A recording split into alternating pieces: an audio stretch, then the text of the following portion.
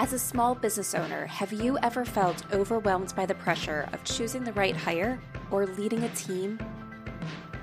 Or have you ever found yourself tolerating a bad hire because you fear trying and failing again as you repeat the hiring process? If so, you're not alone, and you are in the right place. Welcome to the Growing Your Team podcast. The Growing Your Team podcast teaches business owners like you to expand your unique business by teaching you to master the hiring and team management process. Hiring and managing a team does not have to be a challenge.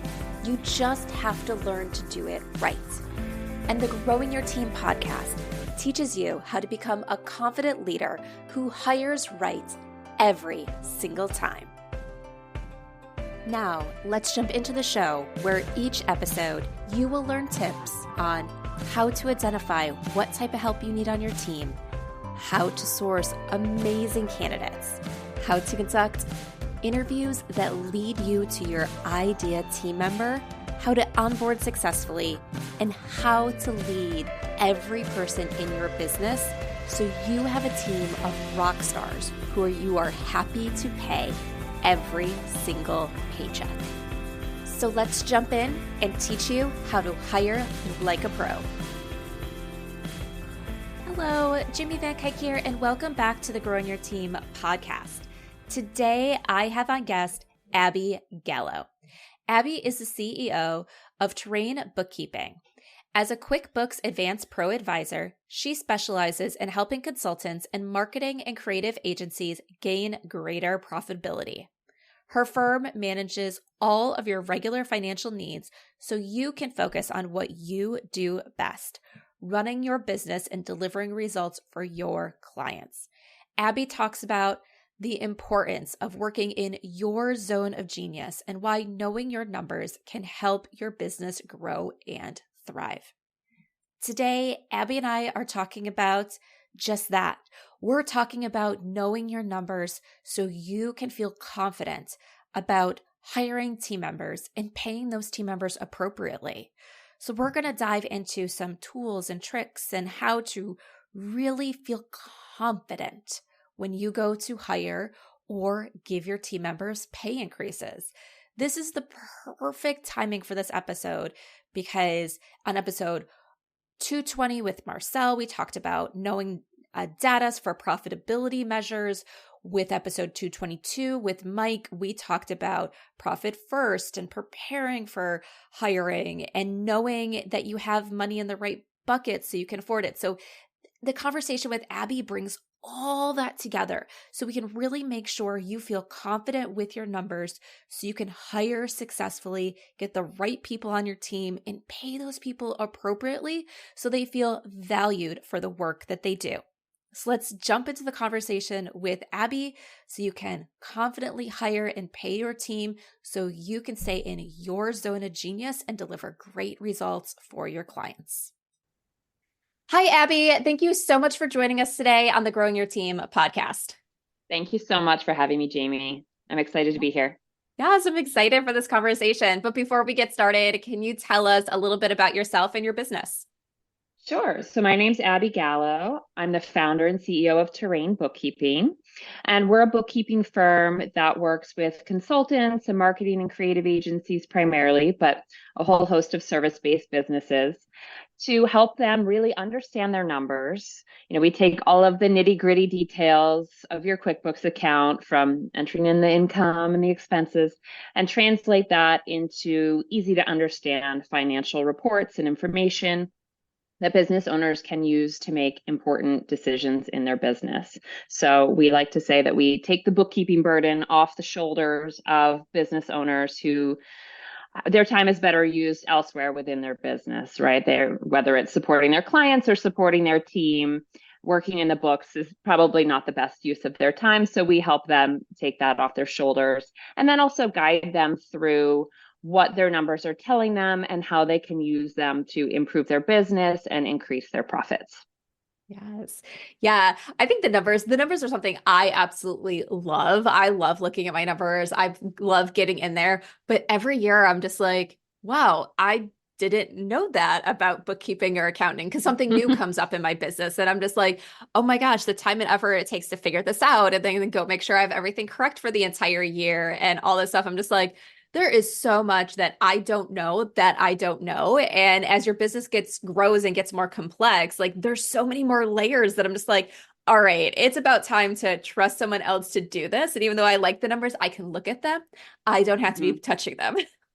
Yes, no, I think that's so true. It's one of those fields where things are always changing. There's always more to learn, and there's always more and more complicated scenarios that can come up. So that's why oftentimes it's easier to have somebody else sort of step in who's in it daily, working in accounting and bookkeeping, who's on top of what's going on and hasn't encountered these situations before, rather than trying to troubleshoot or figure it out yourself on the fly and take that time to learn it yourself. Sometimes it's easier to just plug and play with somebody else coming in to help. So I Yeah. totally get that. Yeah. And especially someone else that can really help you understand the numbers instead of just knowing what those numbers are. Because I feel like sometimes I'm like, okay, yep, I know what that number is. I know what my revenue is. I know what my expenses are. But do I actually understand them? Do I know if they are where they should be or how to maximize them, how to change things, like to be able to identify things that might be holding me back or where I could be putting more effort in to grow the business that I want? And like, I don't look at them that way. I just look at them for they are what they are. They are that Hmm. number. I make sure my expenses aren't exceeding my revenue, and that's about it. Yeah. No, I think that's one of the things we help our clients with is we either meet with our clients regularly via Zoom or we record Loom videos for them, depending on what their preference is. And through that, we help share, this is what we see going on. This is a watch out. Here's where your profit margin is. Here's where we'd like it to be. And then we also meet with clients who are interested in digging into the profitability of their offers and or their retainers with clients. So we'll take a look at even their time tracking if they're tracking their time, which I recommend everybody does. Yes. Um, and we'll take a look at that and see, are you really making money on this offer? Is your price really right? And then, how much time is your team spending on this client? All of that. And that has been really eye-opening for a lot of our clients to see like, oh, I'm really not making that much on this client at the end of the day because we're spending so much time on it or I'm spending my own time on it. And so we help our clients work through all that too. Yes. Well, I think that's such an important thing. I was actually just having a conversation earlier this week with a sales consultant that I work with. And part of the reason I was just working with her that day, like one of the things we're talking about is like, okay, I have this meeting coming up, or and I also had this person that requested a proposal. And one of the things I said, I was like, I need help making sure I'm putting together a proposal that's going to make it so I don't hate this client later. Because sometimes you're like, yeah, I'll do what you want. Here's a proposal for it. Sounds good on paper. And then when you actually start doing the work, you're like, oh my gosh, this is totally not worth what I'm getting paid. I should be charging them a lot more in order to feel like my time is actually being valued in this project. Yes, I completely understand that. And I think sometimes it's trial and error, right? You don't know until you get into it how much time something's going to take you, if it's the first time you've offered it. But also we encourage our clients to price according to, we call it a PITA fee. If there's someone who's maybe going to be a little high maintenance or difficult to work with, maybe increase the price a little bit for them, if you don't have it publicized, and make sure that it's going to be worth it for you so that you're not kicking yourself when you're down working on their account. That you want to make sure that it's worth your time and that you feel like you're being compensated fairly for the work that you put into it. Right? Exactly. Like I remember even someone saying you sometimes when you have your hierarchies of packages, that one that's like, okay, that's my highest level. I'm willing to do it, but it takes a lot of time. It takes a lot of effort. So they're like, charge a premium, charge a super premium. So the people that say yes, you're like, all right, this might not be my favorite project to do, but because I'm getting paid that much, I am willing to do it. And I know that helps me a lot sometimes, like with setting my prices and everything and for certain projects where, especially when they're out of the norm, it's like, okay, if you say yes, I know I'm getting paid at a level that is worth saying yes. Yes, it's so funny you mentioned that because I literally had a meeting with a client yesterday where we went over this. And she was asking me about she has three different tiers of offerings for her packages. She said, I have this one. It's a higher level tier. I don't want to do it. I would actually be a little upset if somebody said they wanted it because it's so much work. And I feel like I wouldn't really enjoy the work. And so I said, well, what price would it have to be to make it worthwhile for you to actually deliver on this? Or is there a price where you could maybe bring on a contractor or somebody on your team to help support that work so that you don't have to deliver it yourself? And so she kind of appreciated that perspective that, oh, yeah, I could charge more for that. Or maybe it's offering it at a higher level than your middle package so that there is sort of that higher anchoring of price anchoring, where you've set the bar on what your services should be.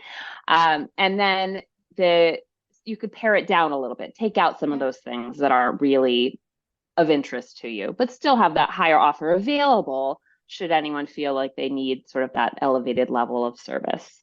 Yeah, and I love that. I mean, you said something so great in there that I definitely want to dive in more. It's pretty much along the lines of you don't have to do it if you don't enjoy it, but it doesn't mean your company doesn't do it. It's you personally don't have to do it.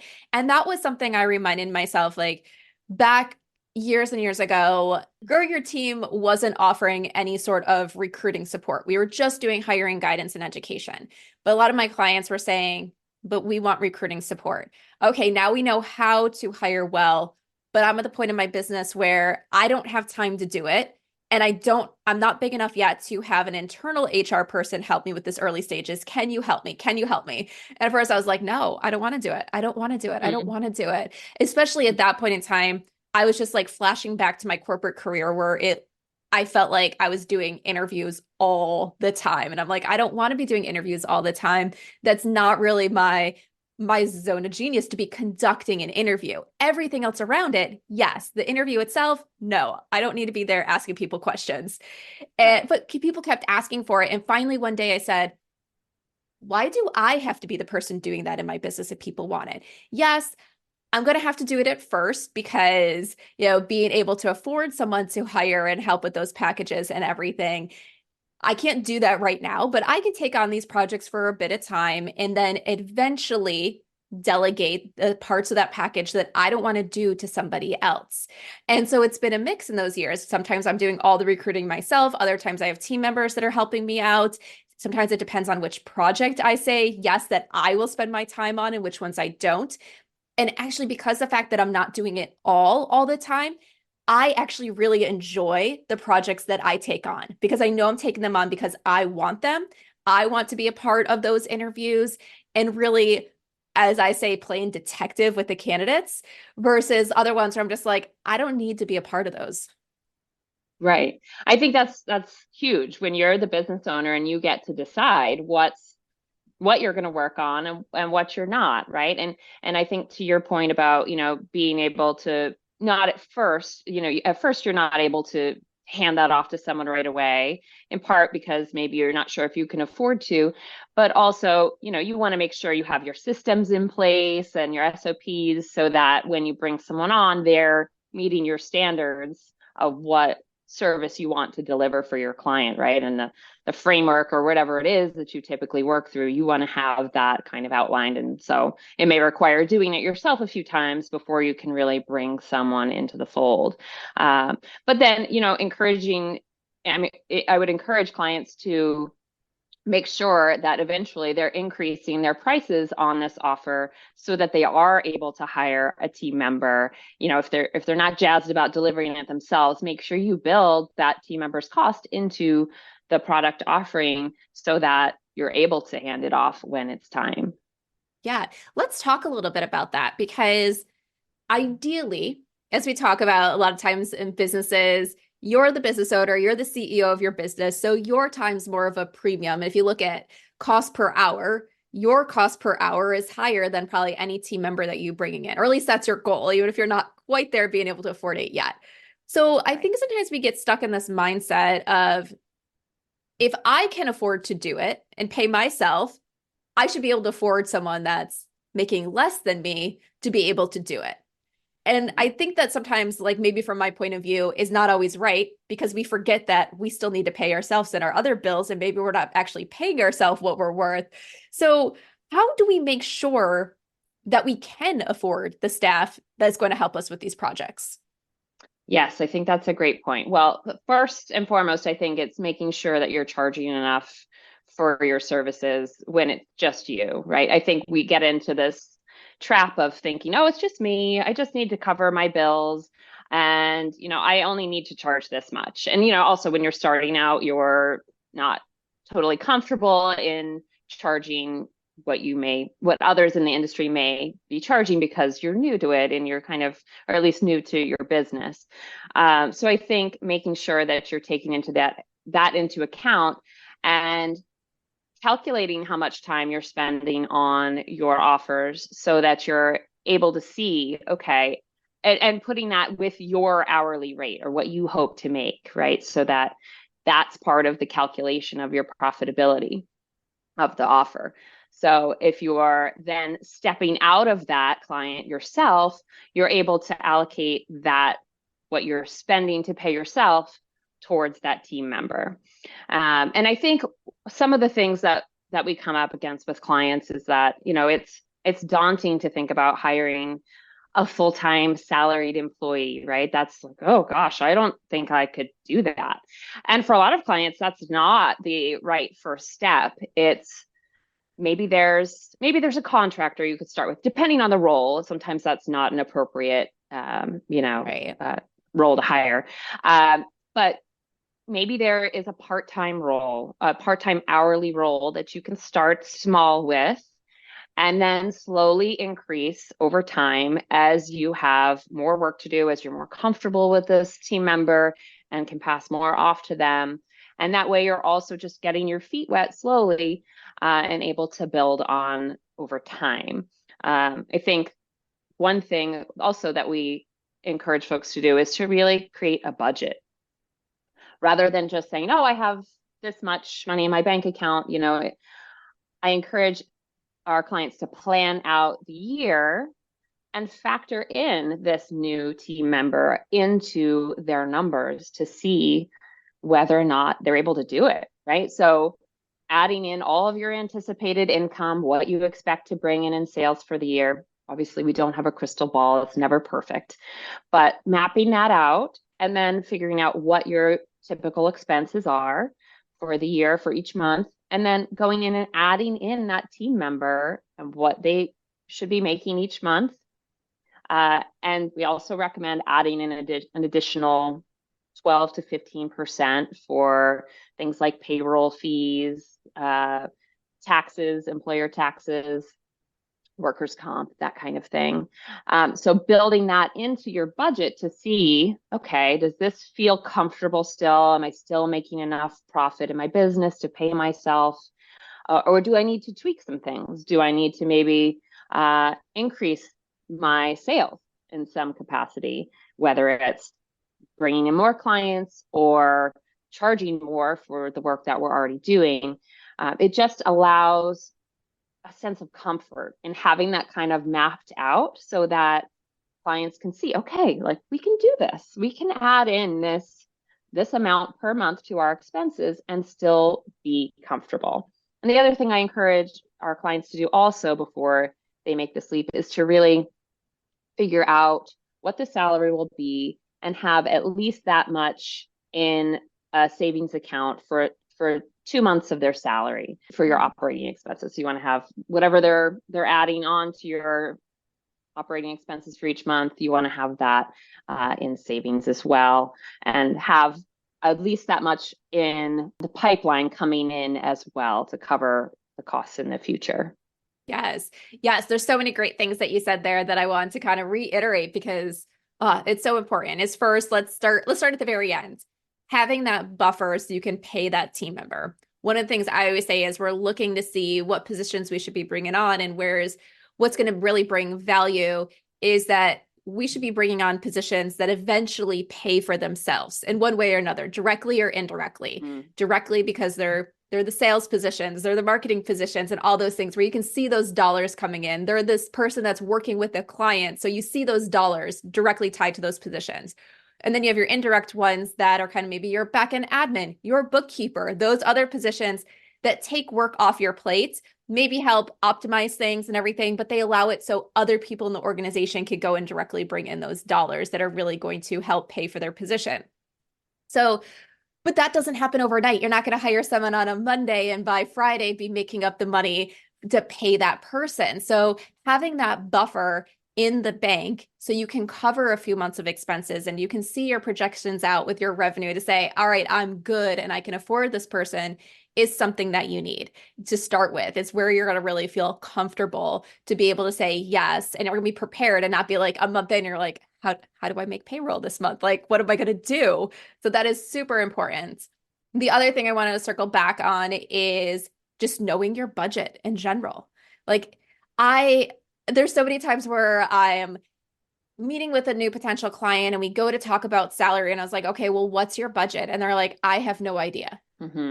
Yes, that's so common. What's the going rate for this position and things like that? And I'm just like, all right, you have to help me with some ballpark because the going rate could be so wide depending on, are you looking for a beginner or are you looking for an expert? Are you looking for someone in between? Are you looking for this? Are you looking for that? Are you looking for full-time? Are you looking for part-time?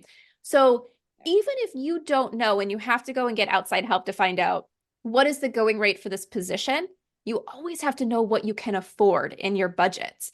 Because if I tell you the going rate is $90,000 a year and you're like, oh, well, I can only pay 30, that's a big disconnect. And then it's how do we get that $90,000 position down to the $30,000 position that you can afford without undercutting someone's pay, but making it so it's a position that matches your budget.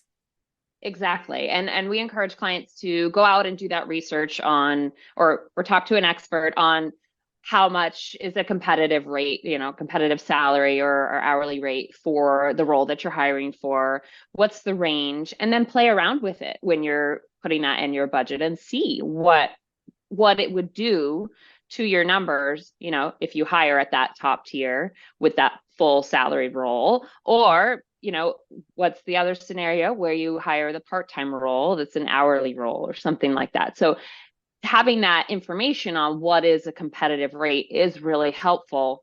But then, I think it's sort of a trial and error with your budget to see how it impacts the bottom line. Right, exactly. Yeah. And I think one of the other things that you talked about that we just need to reiterate, so I think people really hear it, is you don't have to jump to full-time. You don't need to go from just you to you and a full-time person, because the reality is, unless you're absolutely drowning in work and working 100 plus hours a week, you don't have enough right now for a full-time team member, unless you're looking to really step back and have this person come and be completely, and you're just kind of like part-time overseeing. But that's probably not right for your first employee. So the reality is you don't have enough work for a full-time team member right away, unless you should have hired 3 years ago. So starting off part-time and having that position grow with your organization is typically the right move to make. Yes, this might mean that the person that you hire now is not going to be the person you need a year from now because they can't take on more hours or things like that. But you need to hire for what you need now and what you can afford now versus eventually full-time. I think as we talked about on a recent podcast is like, could you imagine if an organization that had 1,000 employees all of a sudden said, we're going to double our workforce all in one day? It'd be like, oh my gosh, you're crazy. How are you going to train those people? Where's that work going to come from and all that stuff? And think of it the same in a small business. If you go from one full-time employee you to two, that's doubling your workforce. It might not seem as big when it comes to 1 to 2 versus 1,000 to 2,000, but it's still doubling your workforce. And that takes a lot of additional workflow in and processes and all that stuff to make it successful. Yes, that's such a good point. I never thought about it from that perspective of it's essentially doubling, your team, and it's a big leap. So I think having that incremental change over time can be really helpful and comforting, to sort of test the waters. And also, I think for a lot of team members, when you're bringing on someone to jump into what you've been doing, it's so helpful to have all those processes set up. And it can be hard to get everything for a full-time role down into your systems, before they start. So sort of bringing it on, adding a little bit more to their plate each month can be a really good way to do it. So yeah, that's a good point. Yeah. Okay. So I want to talk a little bit about preparing for that first team member. So we talked about having that buffer.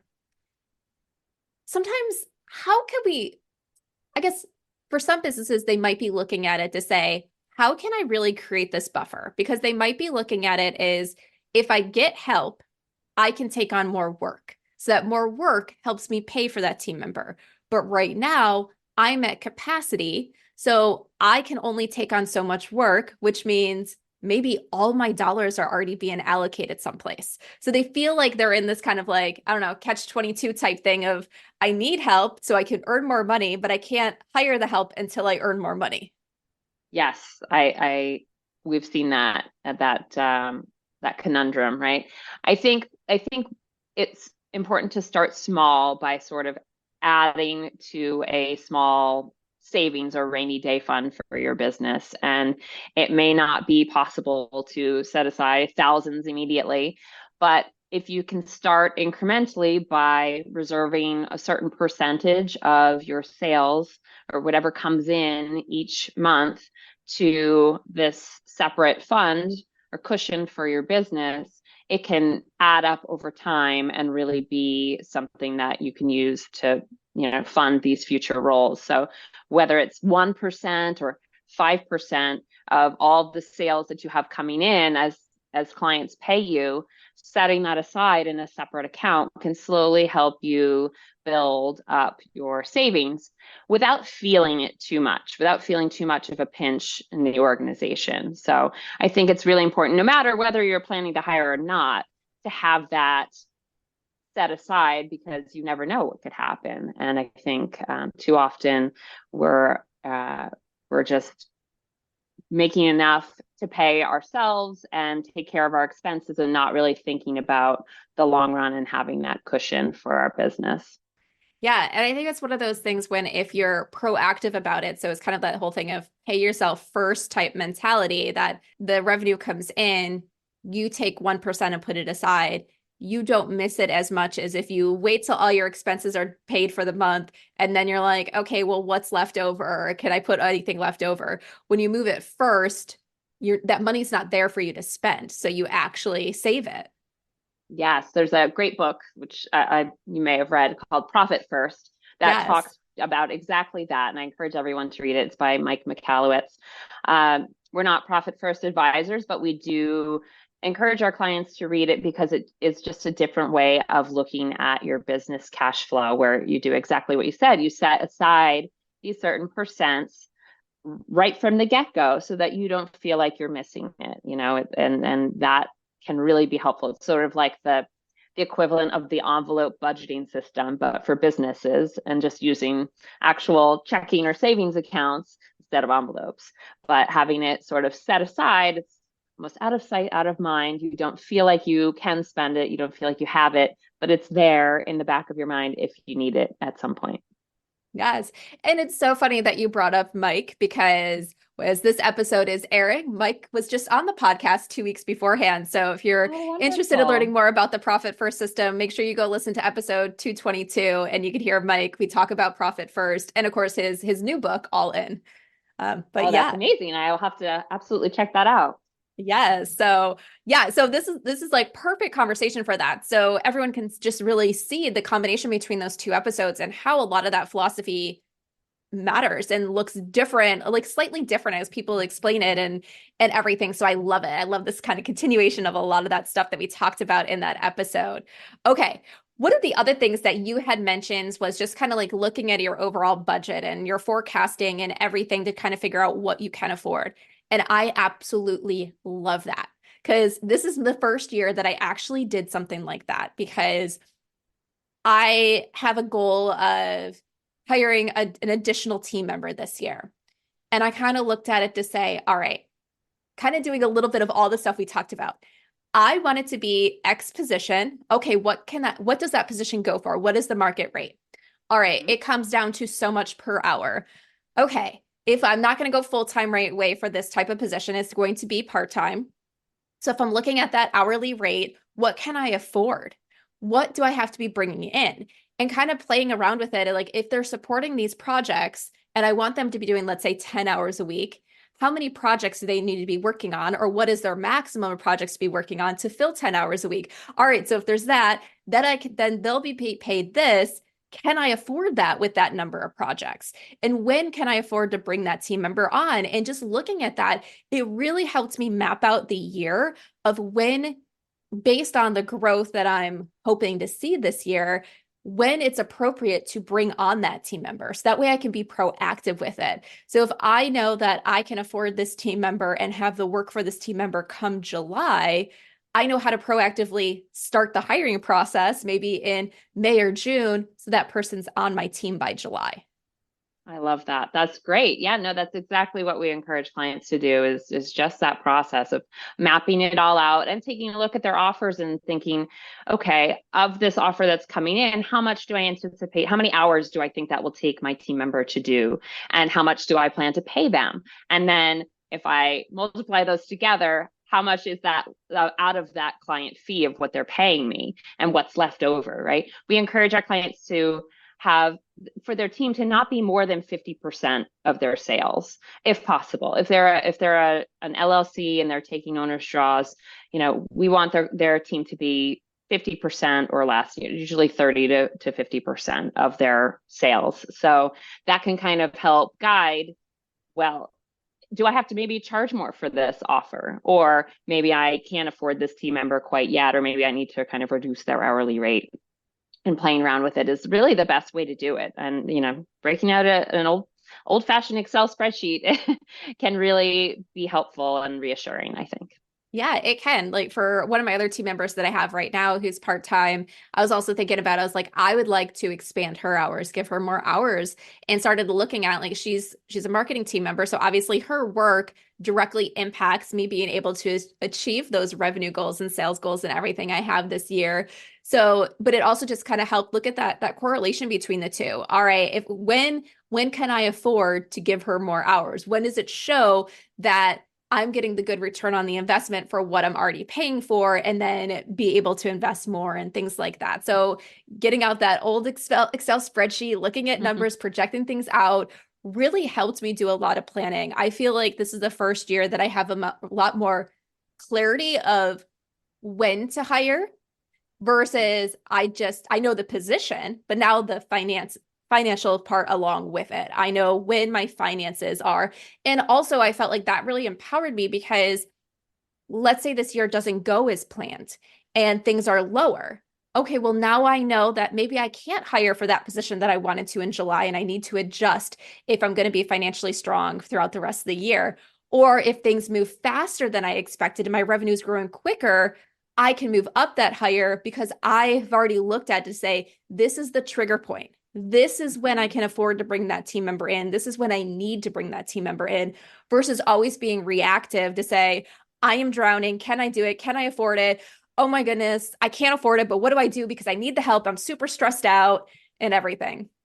Yes, no, planning it out is huge. And I think having it so that you can adjust things over time is key. We encourage our clients to create multiple budget scenarios, or we help them do that. So we have kind of a best case scenario where you're bringing in all the sales and you can hire this team member at the level you really want. And then we have kind of a baseline scenario where it's kind of business as usual, or maybe one or two adjustments.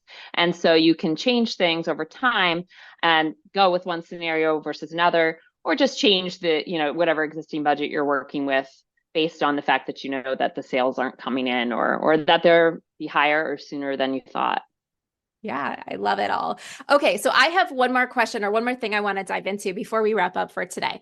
So we talked a lot about this about hiring. A lot of these concepts really seem to fall well, in a way they translate to the other position I want to talk about, but it falls to a lot of that individual contributor, the person who's actually going to be doing the work on that project.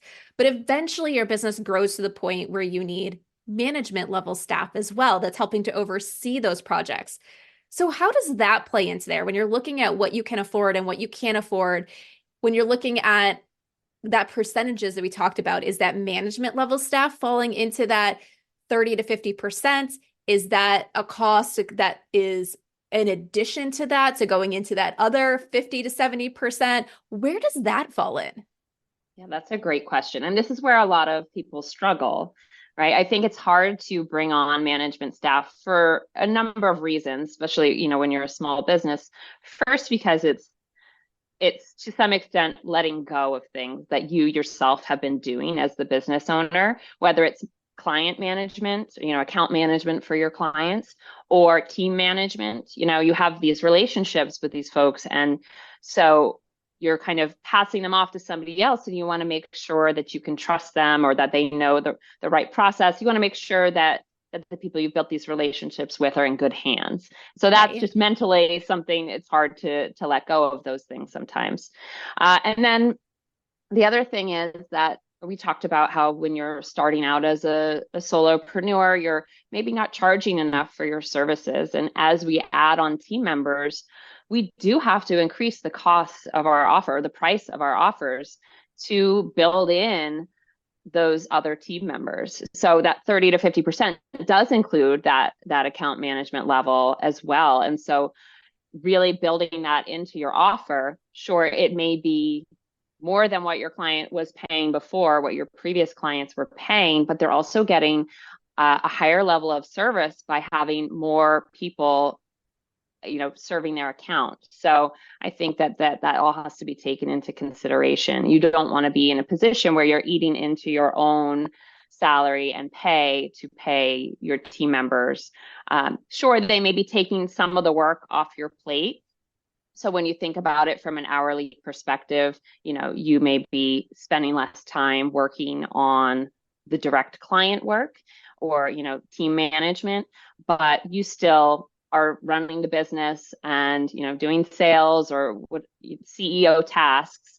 So you do need to be able to cover yourself as well. You don't want to work backwards and pay yourself Right. less, right? So continuing to increase your prices as you build in layers of your team is something we encourage our clients to do.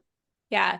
And I think if you look at it from like this one perspective is if your business is at the point where you can start having that middle manager between you and your team members or you and your client, it's most likely because you have more clients or more team members than you can really dedicate the time to. So it's not like you're having the projects that you would do as a solo entrepreneur and only that number of projects, and you're trying to figure out how do I fit all these costs in. But instead of having maybe 3 projects you work on at a time, your company might have 20 projects that are working on at a time. So those costs get spread out across all those projects. Your pay gets spread out between all those projects versus just having it be the subset of projects that you are working on yourself. Right. That's so true. Yeah. So you mentioned something, and I just want to get your opinion on this. You said you have to make sure that you're still able to pay yourself and you're not, going backwards. Do you feel like there's ever an appropriate time for to say, this needs to happen in my business. I need to spend this money. I am willing to take a temporary cut in my pay in order to do it. Because if it works out, I should be back to paying myself what I was at or more in 6 months or a year from now. Should we ever be dipping into our pay for the possible benefit of our business? That's a great question. So I think there's 2 ways of looking at it. So I think that as long as it's temporary, then you know that eventually this team member will be contributing in a way that will help increase the revenue so you can get back to where you were. Then I think it's fine. But also, maybe you're considering scaling back entirely, or, you want to be out of client work and you don't want to be doing any of that. If you feel that it's, there's no 100% right answer. If you feel that it's the right move for your business and you just can't do the client work anymore, you're burnt out for whatever reason, then maybe it is the right move for your business, right? I think everyone has their own needs to meet, and your business is there to serve you. So if it's not serving you, then you have to make adjustments accordingly so that you aren't just throwing in the towel, right? You want to be sure that you can sustain it for a long time. And if working or doing the work that you've been doing or that this team member will be doing is burning you out, then, bringing them on, even if it means cutting back a little bit on what you're paying yourself, sometimes isn't a bad decision. Right. Yeah. Yeah. I think as you said, it's all about looking at what are your goals? What are you doing? Is it temporary? Is it something that, maybe you do cut back because you're no longer going to be working full time in this business and you're going to go on a different business venture, and it makes sense for you not to be taking that same salary when you're not the one in there day to day. So I think that's a good perspective, is you really need to look big picture, full circle at everything that's going on and making sure you're making decisions that benefit you versus harm you long term. Absolutely. Yeah. No, that's a great point. All right, Abby, we have to wrap up for today. So tell everybody how they can get in touch with you. Sure. So they can find me on LinkedIn at Abby R. Gallo or Terrain Bookkeeping. And then we're also on Instagram at Bookkeeper for Agencies. And I was going to say .com, but our URL is terrainbookkeeping.com. So they can find us on our website as well. Perfect. And all those links will be over in the show notes on growingyourteam.com. All right. My final question that I love to ask all my guests. We've all had leaders or managers that have stood out to us. Think of a leader or manager that has stood out to you and share one thing about them. Sure. Her name was Lucy, or is Lucy. And this was my first role right out of college. She owned a boutique agency in New York City, and she took me under her wing and really introduced me to folks within the industry and taught me that it's really important to have peers within your industry that you can go to, when you're having trouble in your business or when you need to share best practices or just for that sense of camaraderie. And, it was very encouraging, somehow trusted me right out of college to execute the work with our clients and, without too much micromanaging. And I think that was really, a really good example for me to see. And so she was known as a leader in her industry, and I learned a lot from her on what it takes to run a small agency and what the downsides are, what the pitfalls can be, and then also, how you can persevere. So I think I learned a lot from that role, and I really admire her still. That's good. That's so great to hear. All right, Abby, thank you so much for joining us today on the Growing Your Team podcast. Thank you so much for having me, Jamie. It's been fun. Are you ready to hire a new team member for your business, and you want to ensure you hire the person who can succeed in the role, make you happy, and positively impact your bottom line? Then let's talk and see how growing your team can help you master the art of hiring. Through bespoke hiring frameworks and comprehensive guidance, you will learn how to attract candidates who have the passion you desire and the skills needed to succeed. At Growing Your Team, women entrepreneurs and leaders work with us to help them expand their unique businesses by teaching them how to hire like a pro. Let's connect and see how we can help you. Send me an email at jamie@growingyourteam.com. That's Jamie, JAMIE